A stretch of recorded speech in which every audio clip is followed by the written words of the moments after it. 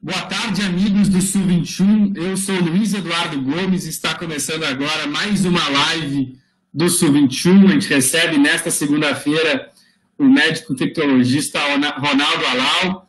Nós vamos conversar sobre a situação do coronavírus no Rio Grande do Sul, essa discussão sobre o relaxamento de restrições das medidas de distanciamento social. Mas enquanto a gente espera mais pessoas entrarem nessa live, compartilhe, né, curta, compartilhe com seus amigos, com seus conhecidos, passe adiante essa transmissão, porque nós vamos tocar em pontos bastante importantes, né, sobre a questão do enfrentamento ao coronavírus no Rio Grande do Sul. A live de hoje, que começa excepcionalmente hoje, nessa segunda-feira, às 16 horas, fugindo do nosso horário tradicional de sexta-feira, né, mas estamos aqui para falar de um assunto importante, né, que é a questão do coronavírus no Rio Grande do Sul. Então, começando, dando, claro, né, nossas boas-vindas e agradecendo o doutor Ronaldo Alau por aceitar o convite de participar dessa live do Sul 21. Muito obrigado pela participação, doutor. Boa tarde, Luiz, Luciano e as pessoas que estão acompanhando. Para mim é um prazer, é uma honra poder participar. Eu acompanho o site e sempre gosto muito das matérias e dos textos, né, que vocês colocam. Obrigado. Então,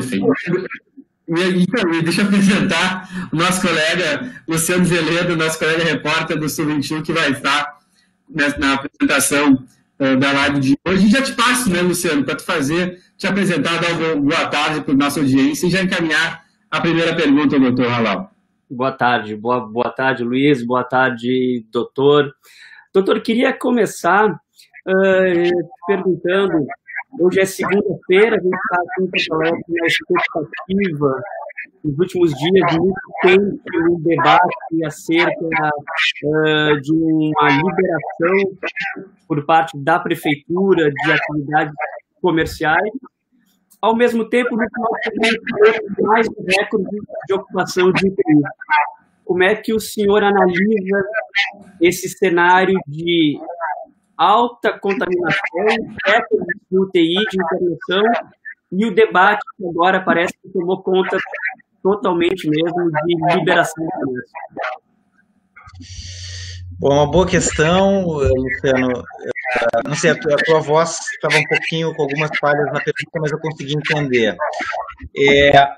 Eu acho interessante porque estamos vivendo, né, e ao que parece, o Rio Grande do Sul e Porto Alegre e demais municípios daqui acabam vivenciando uma armadilha. E a epidemia ela já produziu em outros locais, em países da Europa, da América do Norte, foi reabertura precoce ou não tomar as atitudes que devem ser tomadas para evitar a exposição e o adoecimento pela Covid-19. Então, por mais que tenhamos observado, né, desde o início do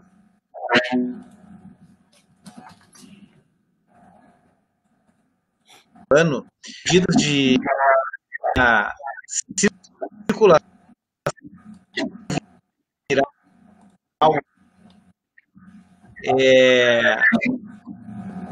retorno, né? Então, sempre que se reabriu em patamares elevados e na curva ascendente de transmissão de casos, ocorreu, né, um recrudescimento, uma nova expansão da epidemia, é o que nós estamos reproduzindo. Nós tivemos aí decisões precoces de isolamento social, na minha opinião, acertadas, embora naquela ocasião as informações eram diferentes daquelas que se expõem hoje. Uma decisão acertada de proteger a população. A epidemia ela chegou com muita força no sudeste e no norte e no nordeste do país. E talvez isso, junto com as questões geográficas, com as questões de deslocamento da população, mais para o norte, nordeste e para a região sudeste. Eu não sei, acho que tem algumas mensagens que o pessoal não está conseguindo escutar. Pois é, o pessoal está falando que está dando um eco. Enfim, a gente estava aqui, a gente conversou isso antes da live, da questão de mutar os microfones, mas aqui eu acho que estava mutado, não estava, né, Luciano? Enfim, acho que é um probleminha de eco, mas eu acho que melhorou agora nos últimos segundos, acho que estava melhor, doutor. Tinha dado um problema de falhou, a voz falou um pouquinho no início da tua fala, mas depois tinha melhorado.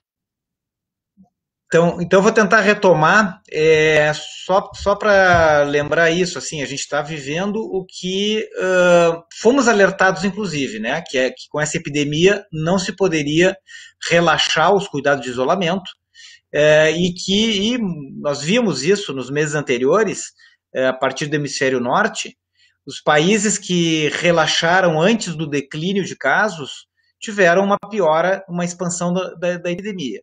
Então, embora nós saibamos disso, e, na minha opinião, a decisão precoce de isolamento, que foi definida, né, no sul do antes da circulação maior, ela foi acertada porque ela protegeu as pessoas, a mortalidade era baixa, e agora, né, com essa naturalização da epidemia, a naturalização das mortes que tem se observado, né, no final de semana, 100 mil mortes no Brasil, mas ao que parece, hoje está se trabalhando em um registro que eu acho um problema, porque se trabalha com a naturalização que algumas pessoas vão morrer. E se antes nós queríamos que a curva de casos ela fosse achatada, hoje o desafio seria esmagá-la. Nós sabemos que essa epidemia, que algumas pessoas vão morrer, especialmente aqueles mais vulneráveis, aqueles que se expõem mais ao vírus, são as pessoas que precisam sair de casa para trabalhar, aqueles que têm trabalho informal, que precisam obter o seu sustento, que pegam transporte coletivo, aqueles que retornam e que vivem com alta densidade demográfica, que vivem em favelas, que vivem em aglomerações, naturalmente. E aqueles que têm de uma evolução fatal, né, as pessoas com mais idade têm doenças crônicas. Então, ao que parece, né, os governos e o sistema de saúde, de uma maneira geral, embora alguns hospitais estejam alertando para a gravidade, estão trabalhando para evitar que ocorra colapso, mas, bom, ainda que se amplie leitos e tenha maior disponibilidade de leitos, muitas pessoas vão acabar morrendo. Nós deveríamos, na verdade, proteger a população, evitar que as pessoas se exponham ao vírus, até que tenhamos uma vacina eficaz, e preservar vidas. E, na realidade, não é isso que tem que ser observado. Nós não queremos apenas que se tenha uma mesma velocidade de saída do hospital que existe de entrada. Nesse meio do caminho, muitos vão morrer. E parece que se abandonou a perspectiva do valor da vida e está hoje vivendo numa normalização da morte. Nós estamos numa curva ascendente, isso é uma capacidade do sistema de saúde para atender aqueles que chegam nos hospitais, que está esgotada, e eu fico muito surpreso e sinto um impacto grande quando eu vejo que futebol está voltando às atividades, que vários municípios, né, que há uma pressão enorme, né, de alguns setores de empresários, pressionando para que retornem as atividades.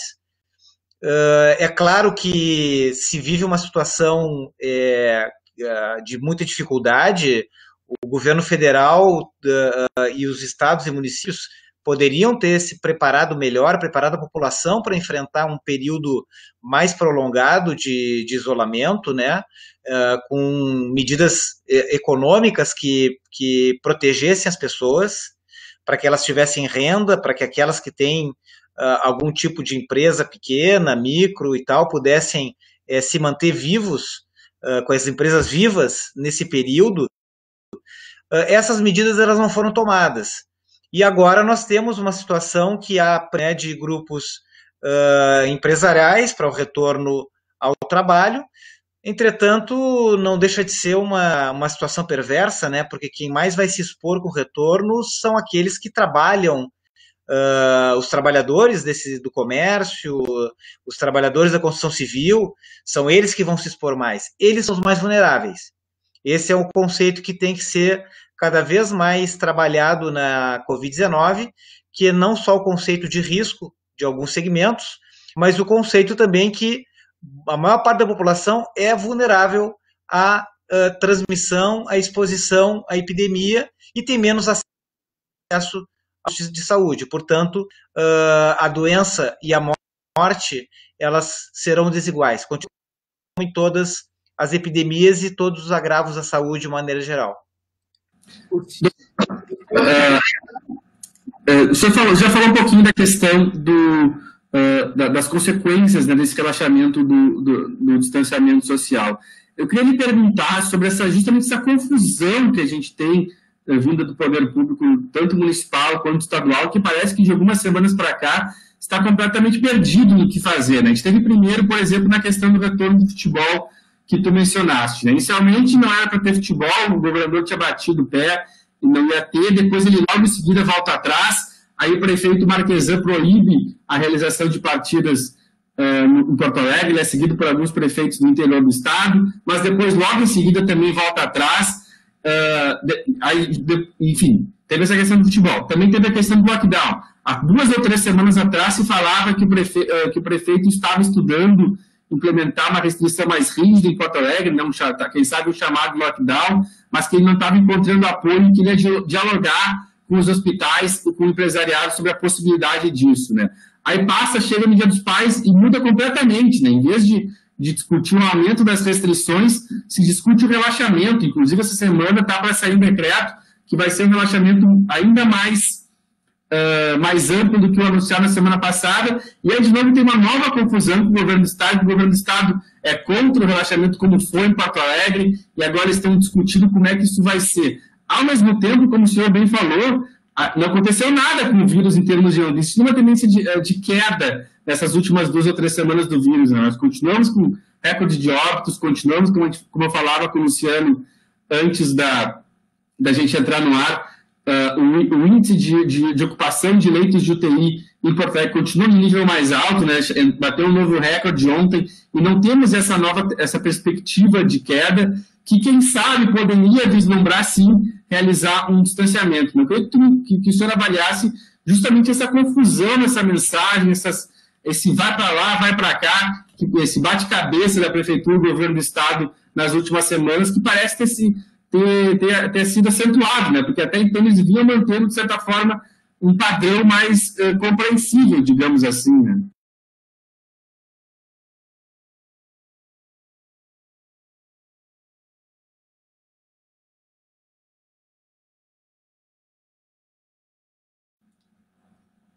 Doutor Halal? Acho que ele caiu.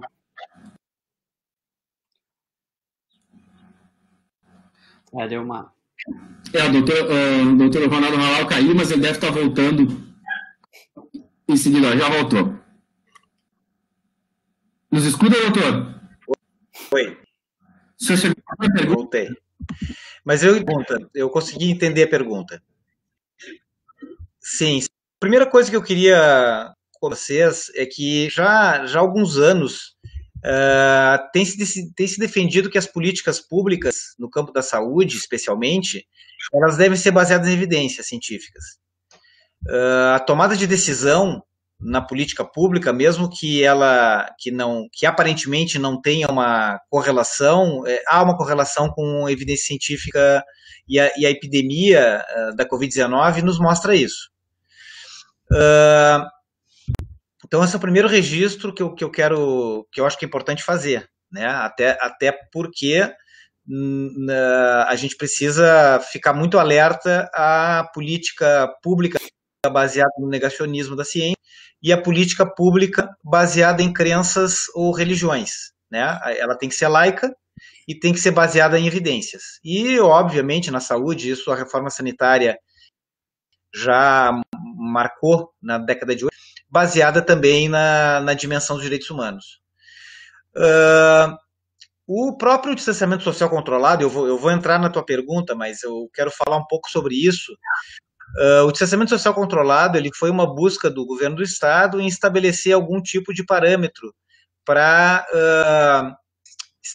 dar algum norte, né, ao tema do isolamento e do distanciamento social.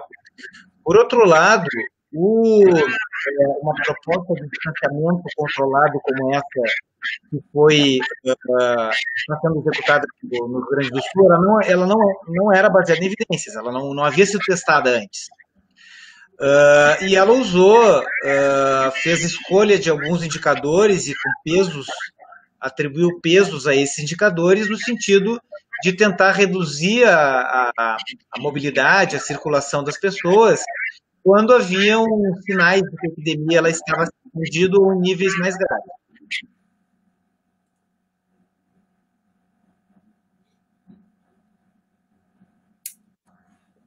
Acho que tivemos mais um probleminha.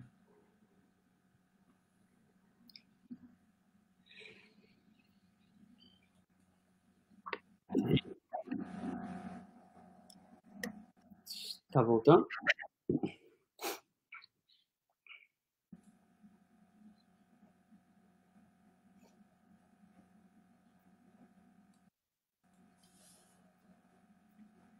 A gente aguarda para ver se o... Retornou. Doutor, então o senhor falava que não existe, que esse modelo de distanciamento social controlado não era baseado em evidências, né, que não existia um precedente para isso. No seguinte sentido, havia publicação de medidas de isolamento horizontal e lockdown, mostrando controle da epidemia da Covid-19, da MERS e da SARS, né, com a adoção de medidas restritivas da circulação, mas não havia o modelo de distanciamento controlado, acima de alguma maneira, com o chamado isolamento vertical, né, que grupos considerados de maior risco para doença grave ou fatal circulam, e a população ela circula com diferentes nuances, né, vamos dizer assim. E o distanciamento controlado, ele foi aos poucos, os prefeitos questionando os resultados, abrindo leitos, como o modelo ele é baseado realmente na disponibilidade de leitos, ampliava leitos e aí mudava a cor da bandeira, caía a graduação. Lembrar que esse modelo, essa escolha, ela não permitia uma identificação precoce da expansão da epidemia. Ela monitora que ocorre depois de semanas. O diagnóstico foi retirado porque alguns municípios não diagnosticavam, então tinham poucos casos. E aí aqueles que diagnosticavam se sentiam analisados. Então houve uma negociação política para retirar algumas informações. Deixou o modelo pouco sensível. Então, isso é uma coisa que eu acho que é importante mencionar. A sensibilidade do modelo para poder pilotar mudanças a tempo, né, de prevenir a piora dos indicadores da epidemia. Realmente, se a gente for observar o discurso dos governantes aqui do Rio Grande do Sul, nas últimas semanas, a mudança, a gente não consegue explicar a mudança de ênfase de medidas que cogitavam o lockdown para flexibilização de abertura do comércio. Não ocorreu nenhuma modificação do ponto de vista epidemiológico, não foram desenvolvidos eficazes, não existe tratamento preventivo, não há vacina, e os casos eles continuaram ou aumentando ou então estáveis em patamares extremamente elevados, em patamares que podem anteceder um colapso do sistema de saúde.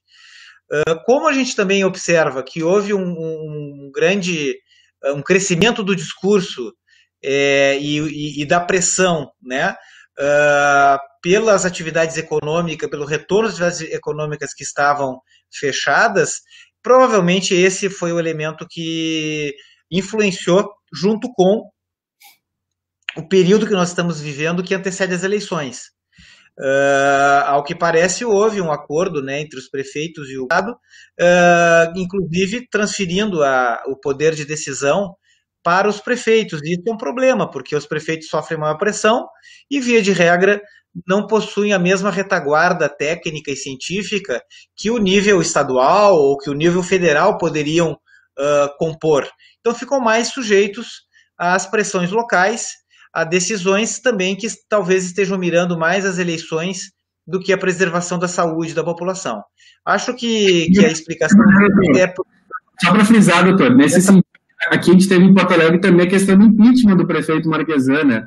Que ele anuncia o relaxamento logo depois da Câmara aprovar a abertura do impeachment. Isso também certamente pesou aqui em Porto Alegre, né? É possível, não sei, é possível que sim. Eu acho que os que fazem análise política podem ter mais propriedade do que eu para avaliar isso. Mas é fato que há um processo de impeachment aberto na Câmara dos Vereadores.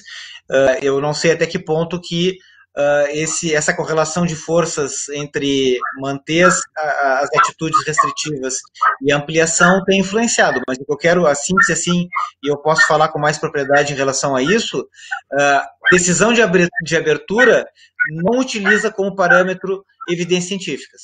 Não é uma política baseada em evidências científicas, como o que a gente conhece hoje sobre o controle desta pandemia na China, na Europa, e mesmo, né, nos brasileiros que realizaram medidas de isolamento mais importantes, e o próprio Rio Grande do Sul e Porto Alegre sejam um exemplo disso, à medida que tomou isolamento, né, atitude de isolamento, a curva não se expandiu, e à medida que a circulação ela é e há correlação disso, né, chegamos naquela época em abril, maio, a quase 160 e tantos por cento de isolamento, e agora não chega a 40%, em torno disso.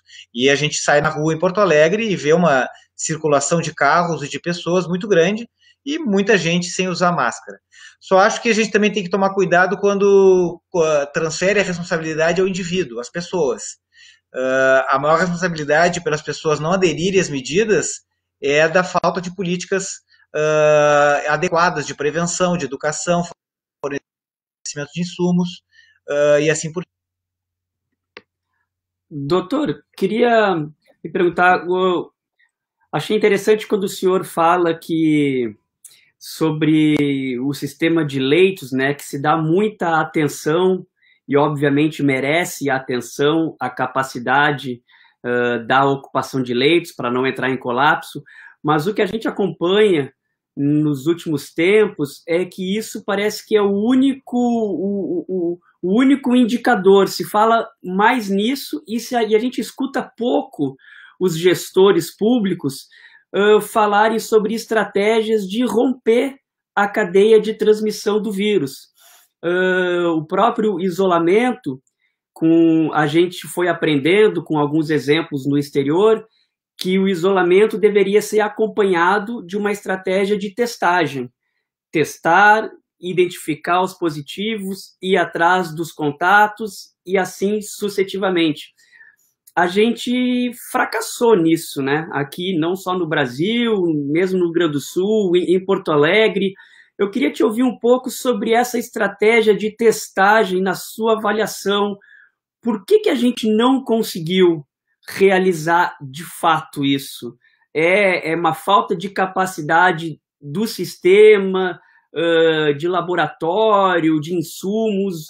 No começo se falava de falta de insumos, depois isso já parecia que não era mais esse o problema. Queria lhe ouvir um pouco nessa análise de onde nós fracassamos na estratégia de testagem da população. O Brasil vem fracassando, né, na verdade, no enfrentamento à Covid-19. E todos os estados do Brasil praticamente têm fracassado nisso, e esse fracasso ele começou antes da Covid-19. O fracasso nacional e o fracasso estadual e municipal, Porto Alegre, claramente, ele antecede a pandemia. E ele iniciou nos anos que antecederam com o subfinanciamento do sistema de saúde, com a desestruturação dos laboratórios públicos, com a diminuição, né, da valorização dos serviços de saúde, os serviços públicos de saúde, atenção básica. Então, o cenário que antecede a pandemia já anunciava que nós teríamos uma capacidade de resposta muito limitada. A desigualdade social, a inexistência dos tempos de políticas de renda, o desemprego, todas essas coisas, elas não são elementos retóricos apenas. Eles significam a capacidade da sociedade, de uma sociedade, conseguir enfrentar uma situação de crise como esta que nós estamos enfrentando. Não tenha dúvida que países europeus com uma distribuição de renda e uma renda mínima mais elevada e com várias condições mais adequadas do seu sistema social, respondem a epidemias ou a desastres naturais do que aqueles que não têm essa estrutura, né? Basta comparar a devastação de um evento natural, de um furacão, na costa norte-americana ou no Caribe.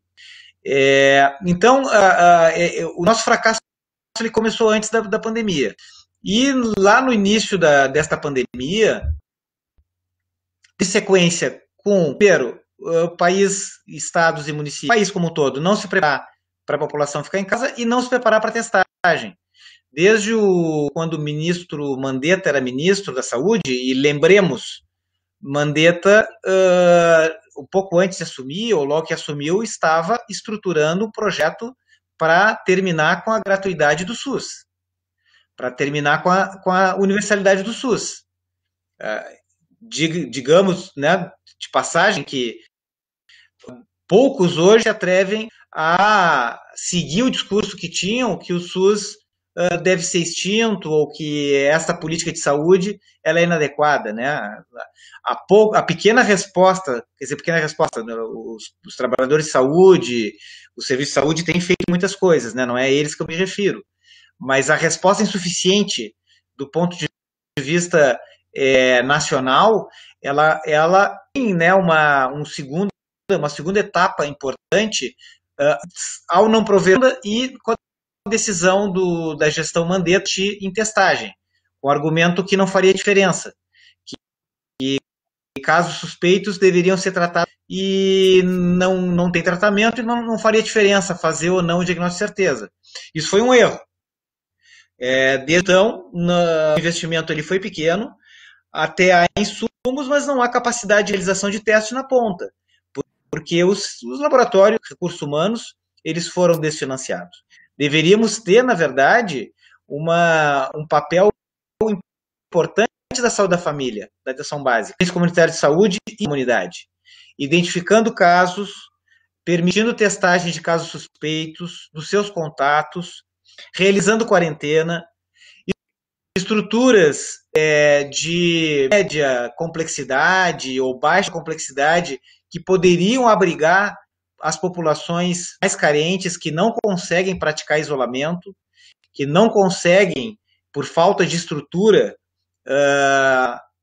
desenvolverem os hábitos de higiene que reduzem a transmissão, que não têm alimentos e por isso precisam ir para a rua, abrigar essas pessoas minimamente pelo tempo da quarentena, para evitar que a epidemia ela se propagasse, tudo isso não foi feito no Brasil. E se passa a monitorar aquele indicador que é de mais fácil monitoramento e que evitaria a coisa mais bárbara, embora tenhamos as bárbaras, né, nesta epidemia, mas talvez a mais bárbara, com maior apelo social, que é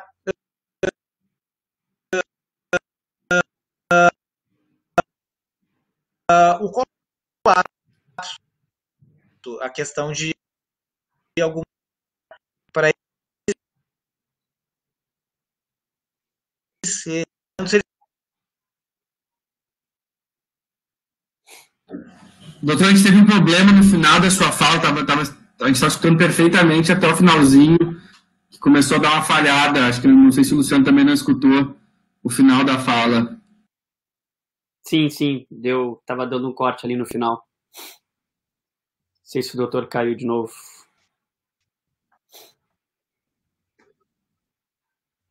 Vocês ouviram, mas eu estava falando mais diretamente sobre a testagem, que foi uma escolha do governo ainda na gestão do Luiz, que houve a decisão do Ministério da Saúde de... Agora caiu. Agora ele caiu. Bom, vamos aguardar o doutor retornar, ele deve estar retornando agora na sequência. Mas, enfim, enquanto isso, né, a gente está falando com o doutor, o médico infectologista Ronaldo Alau, né, ele que é consultor da Sociedade Rio-Grandense de Infectologia, está falando com a gente sobre esse momento da pandemia, sobre esse momento de relaxamento de restrições no Rio Grande do Sul e em Porto Alegre, né, o Luciano perguntou para ele sobre essa questão do fracasso, né, digamos assim, da política de testagens do Rio Grande do Sul e especialmente do Brasil, né, enfim, de todo o Brasil, do fracasso das testagens, né, da dificuldade que tem também do poder público de implementar a política de testagens. E agora o doutor retorna, conseguiu retornar para... Mas, Luciano, você teria mais um complemento a fazer da pergunta, para já encaminhar, enfim, para a gente não ficar tentando lembrar em que momento o doutor caiu, enfim, já encaminhar uma nova pergunta. Não, eu estava falando só complementar, então, né, a questão da escolha por não testar, por testar, e falta de uma estratégia de casos, né, de busca ativa dos casos por agentes comunitários de saúde, pela saúde da família, oferecendo testagem para casos suspeitos, contatos, isolamento, quarentena e estruturas intermediárias, permitindo que essas pessoas pratiquem isolamento, especialmente na periferia, especialmente as populações de baixa conseguem isolamento. Faltou. E aí sobrou monitorar os leitos de expansão da epidemia. E, por último, a questão mostra apenas talvez uma das dimensões mais bárbaras desta epidemia, que é pessoas ficarem sem e acabarem sem ter acesso a um recurso que poderia manter viva. É o que aconteceu, o colapso de saúde, que talvez seja a escala menos aceitável. Doutor, só para complementar nesse sentido, a gente tem essa explicação que o senhor deu dos nossos muitos erros que se repetiram em todos os estados.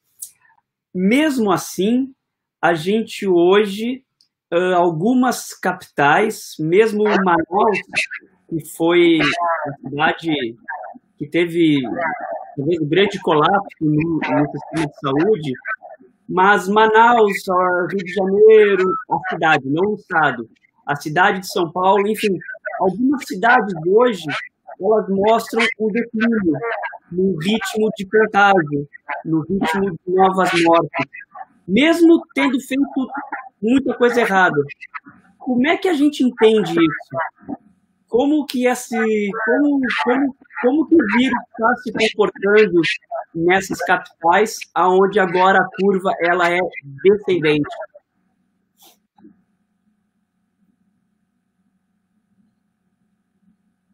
Se esse doutor conseguiu...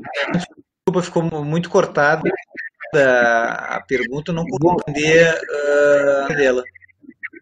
Eu vou te repetir de novo. Eu estava perguntando como que em algumas capitais que hoje a curva ela é descendente de novos contágios e número de mortes, como o vírus está se comportando nesses locais, embora eles tenham feito muita coisa errada também, a estratégia de combate não tenha sido a ideal. O que está acontecendo nesses lugares? Bom, mais uma vez, a tecnologia também dificulta.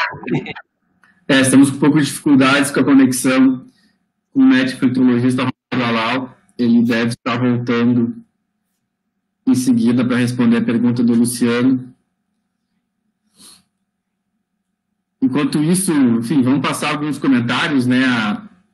A Paula Oliveira de Sá, ela parabeniza o doutor Ronaldo pelo trabalho, né? Enfim, pelo trabalho na linha de frente do combate ao coronavírus. Agora o doutor conseguiu voltar. Doutor Ronaldo, você conseguiu ouvir a pergunta do Luciano? Consegui. Então, a situação de lugares como São Paulo, né, que não fizeram tantas ações, mas a epidemia parece não estar se expandindo lá. Bom, a primeira coisa, eu não sei se a gente tem que falar que foram cometidos erros pela política nacional e até que ponto que esta é política, né? Então há um modelo me parece, desenvolvido pelo governo federal que do ponto de vista deles é isso, né? Porque há sempre essa questão que não acredita muito no isolamento e acredita naquilo que não tem evidência científica. É a falta de política como política. Oi? É a falta de política como política. Até porque essa epidemia, como as demais, ela exacerba a iniquidade. Então, sabemos quem vai morrer mais, né? E estão morrendo mais já, né? São Paulo, claramente pretos, pardos e de baixa renda, baixa escolaridade, moradores das favelas estão morrendo muito mais do que a classe média alta e tal. Eu não sei se a epidemia em São Paulo ela está resolvida, eu acho que não. Eu acho que a gente observou uma migração da capital para o interior e nós não sabemos se não haverá uma segunda onda na capital. É fato que ela está em patamares ainda que não são baixos, né, no Brasil como um todo. Não se sabe exatamente em relação à questão da imunidade, né, com o coronavírus há mais tempo. É possível que isso contribua para a imunidade coletiva. Então, também, né, talvez aqueles que conseguem praticar o isolamento, que têm condição de trabalhar em home office, por exemplo, não se infectaram, não contraíram e não vão contrair até que tenha uma vacina. Então, talvez os grupos expostos tenham reduzido, por um lado. É possível que uma boa parte dos suscetíveis a este coronavírus, ao novo coronavírus, tenham se exposto e pode haver um componente imunológico. E também é possível que se tenha imunidade cruzada de outro coronavírus com esse. Nós acreditávamos antes, eu até cheguei a escrever sobre isso há um tempo atrás, né, mais no início da epidemia, a imunidade coletiva, também chamada imunidade de rebanho, na verdade, chamando a atenção que isso nunca pode ser uma política pública, nunca pode ser uma estratégia social, permitir que as pessoas se exponham a uma doença, logo que boa parte delas morram, para que seja produzida imunidade coletiva. Esse é um conceito que vem da imunização, da vacinação, e nós conhecíamos qual seria a necessidade, o percentual de pessoas imunes ou com anticorpos na comunidade para ocorrer a imunidade coletiva. Também é diferente a transmissibilidade, né, a conectividade é muito diferente no bairro Moinhos de Vento, Porto Alegre, ou na Vila Cruzeiro. As pessoas a socialização, as relações estão muito mais intensas e frequentes na periferia da cidade. Então, isso difere lá em relação aos bairros que conseguem praticar muito mais isolamento e cuja densidade demográfica é mais baixa. É possível que esses fatores eles tenham alguma relação com o que está acontecendo em São Paulo e no Rio de Janeiro e outros estados. Mas isso não significa que a epidemia tenha sido resolvida lá, segue em níveis elevados. Talvez o que tenha, claro que houve uma mudança, mas eu acho que mudou mais foi essa naturalização mesmo da epidemia, naturalização da doença e das mortes. Eu acho que é isso que tem feito mais diferença, e com a pressão pela retomada econômica. Doutor, nesse sentido, a gente publicou uma matéria hoje referente a um estudo realizado pelos professores dos cursos de Medicina, Economia e Matemática da URGS, né, os professores Maurício Sauer-Sig, Jair Ferreira, Cristiano Hackmann e Carlos Schoenewald, professores da URGS, né, apontando, enfim, a partir dessa questão do modelo de pacientes suscetíveis, né, de possíveis pessoas que podem se contaminar né, pelo vírus, né, imaginando que nem todo mundo da população vá se contaminar, eles estão projetando que ali pelo final de agosto, início de setembro, a gente vai começar a ter uma queda no número na ocupação, na taxa de ocupação de leitos de UTI, justamente porque eles acreditam que como a gente vai ter um percentual tão grande da população já contaminada, entre 30% e 40%, né, estimando um alto grau de subnotificação, o vírus vai começar a ter um pouco mais de dificuldade de encontrar um hospedeiro, né,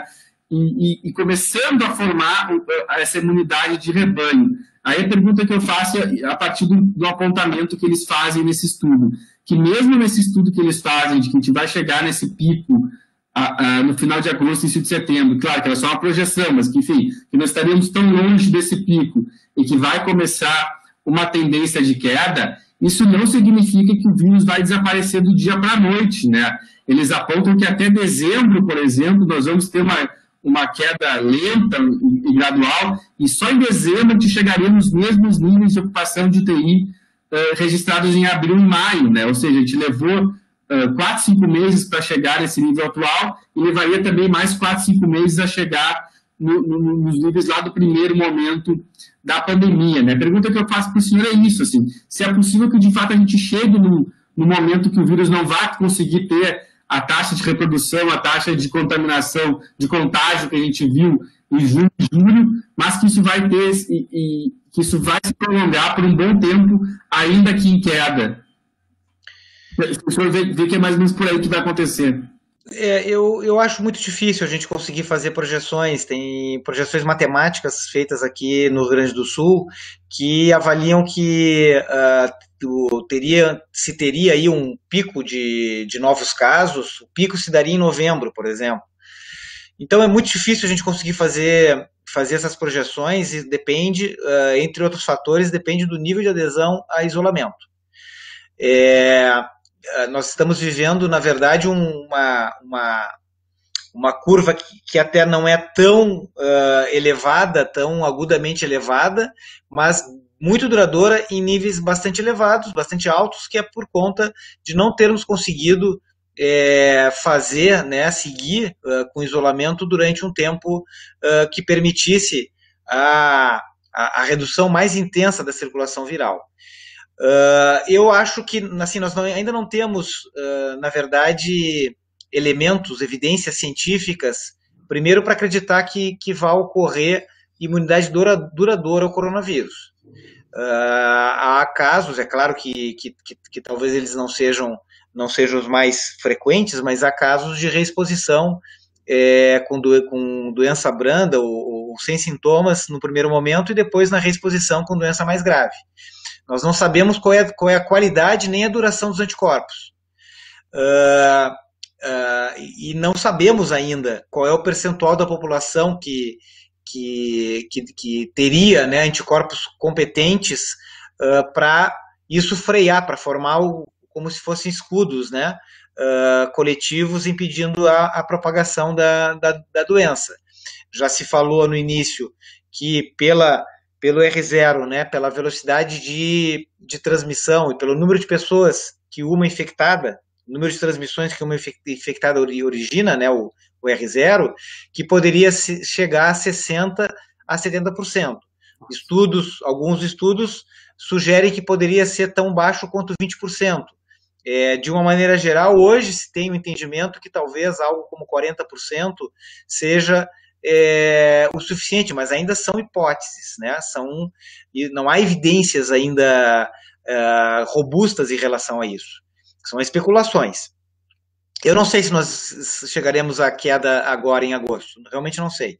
Vai depender de uma série de variáveis que nós estamos vendo que são muito sujeitas à variação conforme a questão política, por exemplo, né? Estamos falando agora de eleições, talvez relacionado com o processo de impeachment, não sei, mas há variáveis do campo político e econômico que determinam, né, muito como é que essa epidemia ela vai se comportar. O fato é que também, se nós chegarmos à imunidade coletiva como sendo elemento de freio, terá significado realmente um fracasso no controle a essa epidemia. Medidas aí que têm sido anunciadas, eu não sei, eu acho que vale a pena a gente discutir também as questões de tratamento, medidas aí que têm sido colocadas principalmente pelo governo federal e por alguns políticos, ou seja, uma discussão absolutamente inapropriada para ser feita nesse campo sobre tratamento, tem atrapalhado muito também e tem mostrado que boa parte das decisões, ou quase todas, não são baseadas realmente na ciência, em si, em questões políticas. Portanto, a influência das questões políticas, eu acho que vai definir o comportamento da epidemia nos próximos tempos.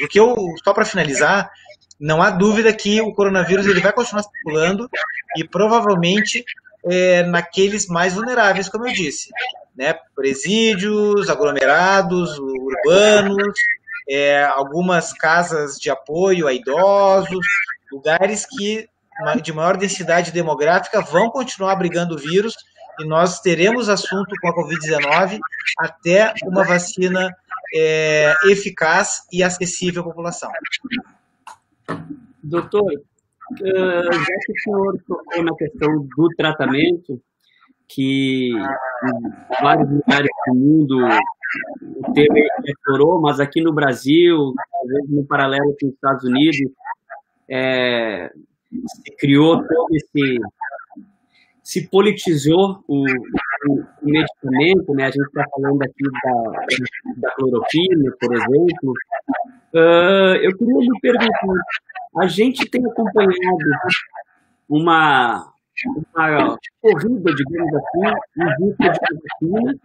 Há várias vacinas em teste, né, na fase final do teste, mas a gente escuta pouco o campo científico falar sobre busca de um remédio, de um tratamento.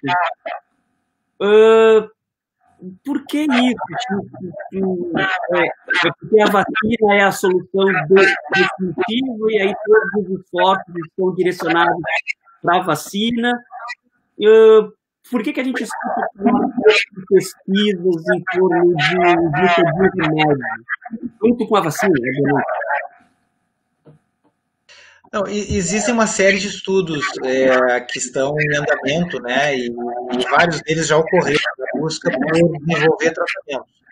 Uma infecção viral, os vírus, eles não são facilmente tratados, né? Se a gente for avaliar, talvez as duas doenças virais que conseguiram avançar mais intensamente foram a AIDS e a hepatite C. E claro que com muito investimento econômico, né, muito interesse da indústria farmacêutica na produção de medicamentos. A AIDS, isso até reduziu um pouco, né, na última década, mas a hepatite C sofreu é claro que isso está relacionado ao mercado, mas as infecções virais, elas são de mais difícil desenvolvimento de tratamento, entre outras coisas, porque ela tem uma evolução auto-limitada, de regra, como a própria Covid-19. Então, é difícil desenhar um estudo que permita mostrar diferenças quando 85%, dependendo de 90% das pessoas, evolui espontaneamente para a cura. Então, há uma dificuldade operacional, metodológica em relação a isso. Hoje em dia, apenas um medicamento, que é o Remdesivir, produziu algum efeito clínico, né, que foi reduzir de 15 para 11 dias o tempo de sintomas e o tempo de hospitalização.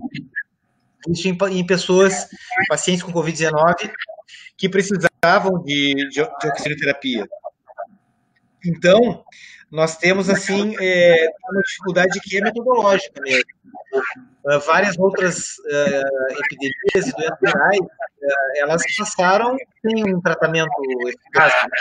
O Ebola vírus, por exemplo, a MERS, a própria SARS, né, que foi causada pelo SARS-CoV-1, nenhuma delas conseguiu desenvolver um tratamento eficaz.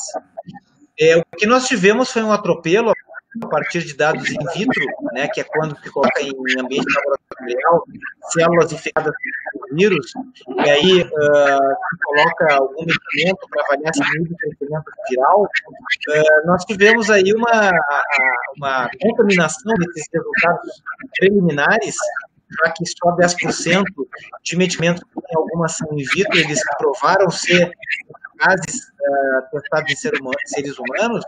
Nós tivemos um uso político disso, um uso absolutamente inaceitável, né, por parte, primeiro, do presidente norte-americano, e depois, que abandonou isso já, né, já abandonou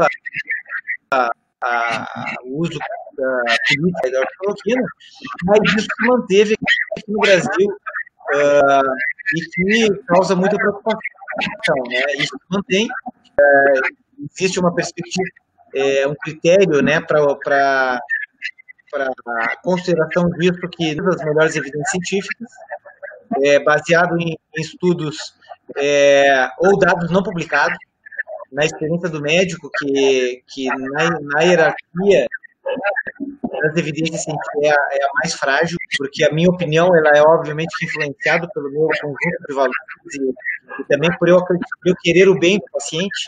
Então, eu acredito que aquela intervenção que eu prescrevo, ela vai dar certo, né? Isso tem um viés óbvio, que é amplamente conhecido. E baseado em estudos observatórios prospectivos que não são feitos não para avaliar benefícios de um tratamento. Mostram a associação, né? Então, a morte foi associada com tal e tal coisa. Os ensaios clínicos randomizados e prospectivos utiliza tratamento padrão com tratamento em estudo, placebo com tratamento em estudo, e que a gente acompanha os dois grupos de pacientes ao longo do tempo, são os mais indicados para isso.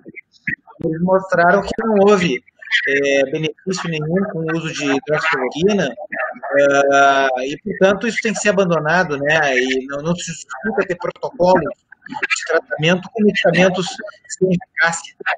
Somente quando o critério decisório é o critério político.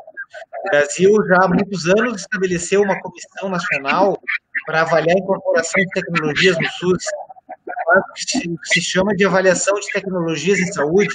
Isso é uma dimensão científica, a análise que combina análise com elementos clínicos, com análise com elementos de saúde coletiva, incluindo de farmacoeconomia. Não foi feito isso para avaliar a introdução de hidroxicloroquina e cloroquina no tratamento do Brasil. A Comissão Nacional, que é a CONITEC, de Incorporação de Tecnologias no SUS, não foi pautada para esse debate. A decisão foi do presidente e dos generais que estão hoje no Ministério da Saúde. Nenhuma sociedade de expertos no assunto, brasileira de infectologia, brasileira de terapia intensiva, brasileira de pneumologia, nenhuma delas validou o uso desses medicamentos. Somente, né, então, somente é uma decisão do campo político mesmo. Portanto, não houve decisão política para isso, os medicamentos são ineficazes, agregam custo, atrapalham o acesso daqueles que têm doenças crônicas que demandam o seu uso, encarecem o uso, reduzem o acesso e aumentaram os lucros dos laboratórios que produzem, pelo que sabemos, são inclusive do poder público. Então, tem um circuito político muito claro aí. E vem um ponto também primeiro, de desviar a atenção da população, dizendo que tem um tratamento disponível agora, e completar o circuito, né, de sabotagem ao isolamento, sabotagem ao distanciamento social, e dizer que agora, analisar, né, dizer que agora tem tratamento, então, portanto, as pessoas podem se expor. O discurso subliminar é esse, né? Acho que é muito por aí. Eu creio que a dificuldade operacional para construir essas pesquisas, embora existam pesquisas, mostraram coisas importantes, a eficácia e mostraram, né, que apenas um medicamento produziu alguma intervenção, que ainda assim ela não é uma intervenção de cura, portanto, a produção desse medicamento foi comprada pelo governo americano. Não teremos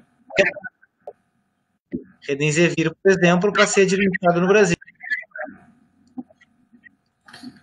Doutor, colocando agora uma pergunta da nossa audiência, na verdade, enfim, acho que o senhor respondeu um pouco, mas é importante responder de novo, assim.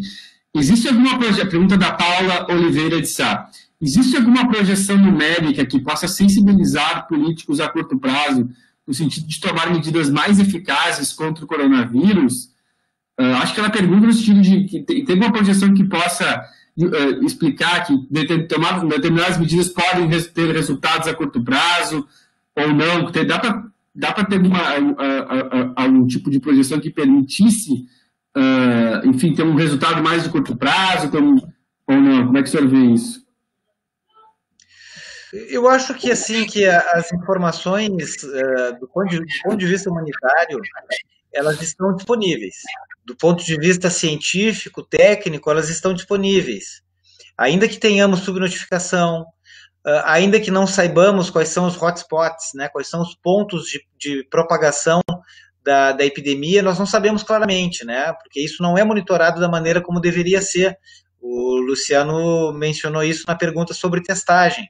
Como se faz pouca testagem, a gente identifica pouco e tardiamente os locais em que a epidemia está se expandindo. Mas nós temos muitas informações. Nós conseguimos acumular um conjunto de dados que permitem decisão do gestor até esse momento.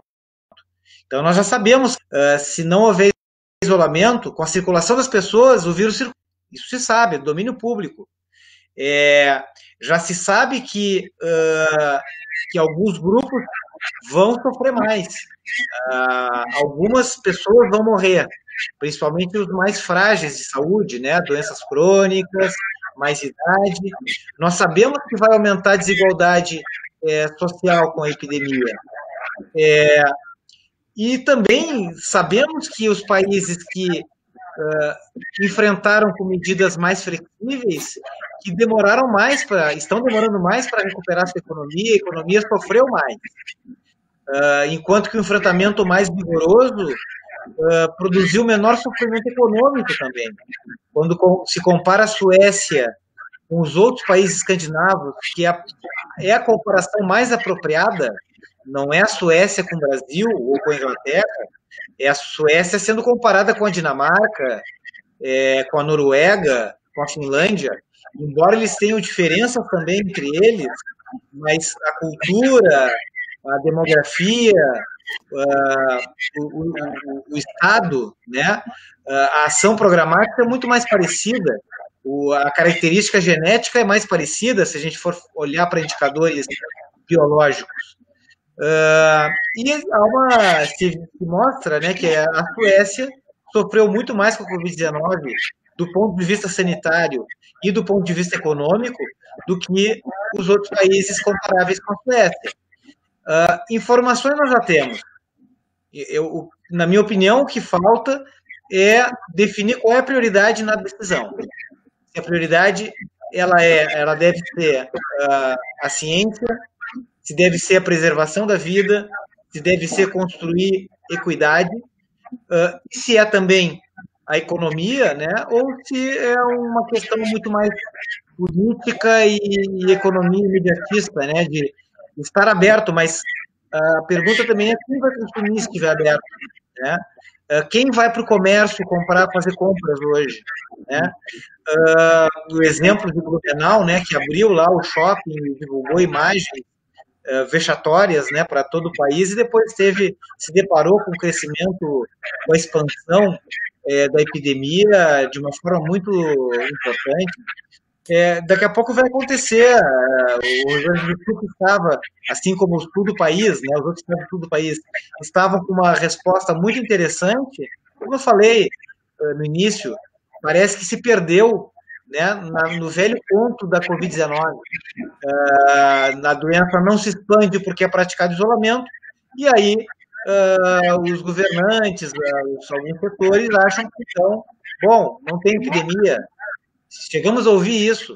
Não existe epidemia, ou epidemia não é de estudo, filmes nos hospitais. Né, isso aconteceu, está acontecendo ainda, né?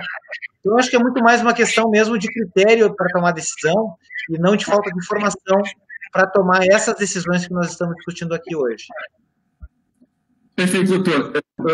A gente está se estendendo um pouquinho mais de uma hora, né? A gente teve alguns problemas, né, de conexão, de som, enfim. Mas já se encaminhando para o final, vou fazer minha última pergunta, e eu acho que o Luciano tem uma última também. A minha pergunta é sobre a questão da vacina, né? Acho que muita gente vem acompanhando essa questão da vacina de forma leiga, né? Sem muito entender o que está acontecendo, né? A gente tem já na chamada fase 3, né, que é o estágio mais avançado de testes aqui no Brasil, sendo testada uma vacina de origem chinesa, né, a vacina de origem britânica da Oxford, né? E também tivemos na semana passada, ou semana retrasada, aquele anúncio de que a Rússia iria começar a aplicar a vacina já no mês de outubro, né? Minha pergunta é como é que o senhor está vendo esse cenário da vacina? Se eu pudesse explicar também sobre as dificuldades que se tem de produzir uma vacina, né, e aí a pergunta seria mais se há razão para o otimismo de que, de fato, podemos ter uma vacina entre dezembro e janeiro, ou ainda é preciso ter cautela sobre esses anúncios feitos de perspectivas mais de curto prazo de uma vacina? Tomara que tenhamos em curto prazo. Mas o desenvolvimento de vacinas ele não é um processo rápido. Também algumas doenças mais antigas não se tem vacina até hoje, né? Hepatite C e HIV, que eu comentei há pouco, são doenças que ainda não foi possível produzir alguma vacina eficaz. Hoje nós temos um direcionamento das plataformas mundiais, né, de produção de vacina no sentido de produzir contra esse vírus, o SARS-CoV-2. E tínhamos aí o acúmulo, né, exatamente da Universidade de Oxford, que já estudava o desenvolvimento de vacinas para SARS-CoV-1. Então já houve um lastro, né, um caminho que havia sido percorrido e certamente muito útil no sentido de poder avançar mais rápido, de não se partir do ponto zero. Claro que há uma expectativa enorme de todos nós, isso também interfere nessas etapas.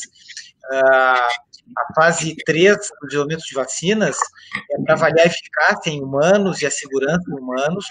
A notícia que nós temos é que ela foi em tempo recorde, né, no caso da vacina de Oxford, 2 semanas, né, o que é um tempo muito curto. Torcemos que isso não comprometa os resultados do estudo, né? O Brasil, de alguma forma, ele também não... Essa questão da vacina russa, que já estaria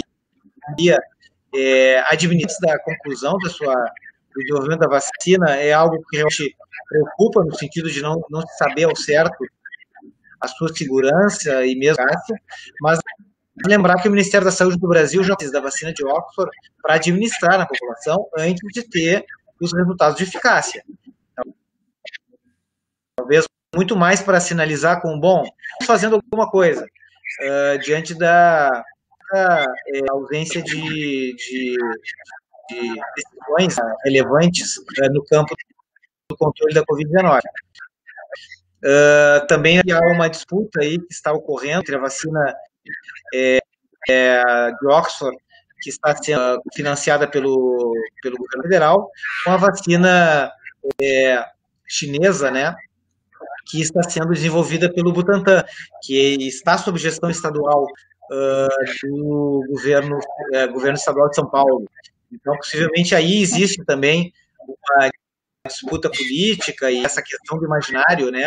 A vacina da China, então, ela é inferior, né? Que hoje está muito, né? Depois, especialmente, não já antecede a Covid-19, mas a gente percebe assim, em alguns grupos sociais buscar desvalorizar a pandemia na China. Eu acho assim que o cenário otimista me remeteria para o início do ano que vem a gente ter acesso a uma vacina, né? Porque as etapas elas são lentas, deveriam ser lentas. A escala de produção ela também não vai ser, não vai todos ao mesmo tempo. Certamente serão priorizados alguns segmentos populacionais. Tem se falado são os idosos e aqueles portadores de outras doenças e profissionais mais expostos, como na saúde.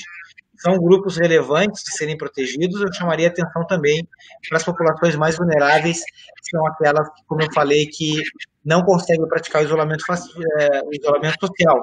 Eu creio que, por uma questão de equidade, essas deveriam ser priorizadas no primeiro momento. Agora, nós não sabemos também se a vacina, qual será o seu percentual de eficácia, qual o percentual de eficácia no diferente grupo e qual o tempo de duração. Se não vai ser necessário vacinar novamente e se a vacina da Covid-19 não vai ter que entrar aí, de alguma forma, no calendário vacinal anual, né, que deve ser feito nas populações. Perfeito. Doutor, para encaminhar o encerramento aqui da minha parte, eu gostaria de retomar um trechinho quando o senhor bem lembrou que o ex-ministro Mendonça, no começo da sua gestão, tinha ideias, planos que, de certa forma, jogavam contra o SUS e contra o serviço de saúde pública. A minha pergunta, como é que o senhor acha que o SUS e a imagem do SUS e a importância do SUS como saúde pública universal vai sair dessa pandemia? O senhor acha que o SUS pode sair fortalecido dessa situação toda daqui para o futuro próximo? Luciano, eu acho que a gente tem que tentar olhar para as lições que podemos aprender, né, com essa pandemia. Tem que servir também para nosso convívio social, ele mudar a partir daí, né? A pandemia, por um lado, ela mostra também o fracasso dessa experiência que está se tendo hoje, né, do ponto de vista da humanidade, em relação aos fatores que estabeleceram as condições para o seu surgimento. Eu citaria dois grandes fatores, que são a violência ambiental, a desestruturação, né, ambiental que a humanidade vem colocando, né? A Covid-19, o novo coronavírus, é um recombinante de morcego com humano.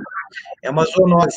Esses tempos eu estava fazendo uma comparação com o HIV, que também é uma zoonose, e eles mostram, assim como o Ebola, mostram a consequência da invasão humana no ambiente, em relação a algumas espécies de animais, e também mostra, né, os problemas relacionados com o modo de vida moderno e o modo de produção moderno, né, que estabelece, determinado pela globalização, que estabelece a capacidade, o potencial de uma doença que se transmite pela via respiratória, pelo contato, ela se tem em níveis pandêmicos. Mas eu espero, torço, embora seja um pouco cético em relação a isso, mas eu torço que uma certa mudança de discurso a respeito do SUS, que, se vocês lembrarem, até o início da pandemia, a grande mídia, por exemplo, abordava o SUS para falar dos seus problemas. Quando a gente olha no cenário internacional, e eu tive a oportunidade de trabalhar fazendo cooperação com países, quando a gente tem o SUS fora do Brasil, as pessoas os países ficam muito bem impressionados, exatamente pela gratuidade, pela universalidade, pela participação social, né, pelos aspectos que caracterizam o SUS, né, de incorporar intervenções de alta complexidade, como, por exemplo, transplantes, com a dimensão, por exemplo, da prevenção, da vigilância, tudo isso é o SUS, a qualidade da água que a gente consome e a vigilância de surtos, é o SUS que executa, né? O SUS tem uma amplitude tão grande que a gente, na verdade, nem se percebe. E ela interfere no dia a dia da gente sem que a gente saiba exatamente. Vigilância sanitária, vigilância epidemiológica e assim por diante. Então, nós acompanhávamos que antes a lembrança ao SUS, por parte da grande mídia especial, era apenas para inoperância, mas a inoperância, em muitas situações, é definida pelo subfinanciamento, pela retirada do financiamento, pela retirada de recursos humanos qualificados, por não expandir serviços. É isso que determina problemas de execução do sistema de saúde. E é bem antiga, né, a estratégia de desvalorizar determinação, né, pública, para dizer que ela é ineficiente e, com isso, apontar para a privatização. Os grupos que atenderam ao governo federal, que também está no projeto do Estado do Rio Grande do Sul, está no projeto de Porto Alegre, do governo Marquesan, do governo estadual, são projetos de referência para o setor público do sistema de também. Organizações sociais em vários municípios executando o trabalho de gestor do sistema, com precarização de obra, com precarização de serviços. Tudo isso ocorre na esteira do desfinanciamento e do subfinanciamento. Eu acho que houve algo alerta, não o ler, não e claro que tem acesso à informação, obviamente, e pode ser que aí maleável as cenas do jogo, que vai ter um novo capítulo agora no final do ano, mas me parece que começou a surgir um discurso mais hegemônico no sentido de valorização. Eu espero que este tenha sido uma lição aprendida por essa pandemia. Eu espero que a segunda lição aprendida seja a necessidade de reduzir a desigualdade social, a necessidade de ter políticas de renda para a população que não tem renda, para a população que não tem como manter a sua subsistência. Isso tem tudo a ver com a saúde. Isso não é um tema, esse não é um tema econômico ou político apenas. Existem publicações internacionais mostrando que, por exemplo, o Bolsa Família reduziu mortalidade por tuberculose no Brasil. E a terceira lição que eu espero que nós tenhamos como aprendizado é a importância de investir na ciência e na tecnologia, que foram, assim como, né, as universidades públicas, foram maltratadas, né, pelo governo federal, e espero que seja resgatado isso. Os pesquisadores brasileiros estão tendo um papel muito importante, foram para o campo trabalhar em pesquisas relacionadas à pandemia, e os profissionais de saúde foram para o campo. Espero que essas sejam lições.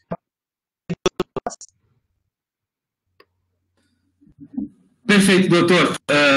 Teria mais algum... Perfeito, doutor. Teria mais alguma ponderação a fazer, Luciano?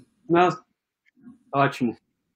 Então, gostaria de agradecer muito a participação do doutor médico infectologista Ronaldo Halal na live do Sul 21. Muito obrigado pela um pouquinho mais de uma hora de conversa. Acho que foi muito elucidativo, né? Tratamos de vários assuntos relacionados ao coronavírus no Brasil e no Rio Grande do Sul, em Porto Alegre. Muito obrigado pela participação, doutor.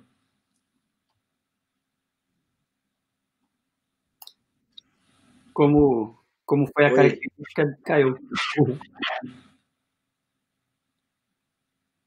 Não, agora eu já estou de volta. Não, eu quero agradecer a vocês, né, pela conversa, né, pelas perguntas, né, muito instigantes. Também dizer a vocês que eu estou à disposição, a informação pública, e também estudar na universidade pública, é o mínimo que eu para retribuir, né, isso é buscar algum tipo de discussão, contribuição pública também. Isso faz parte da minha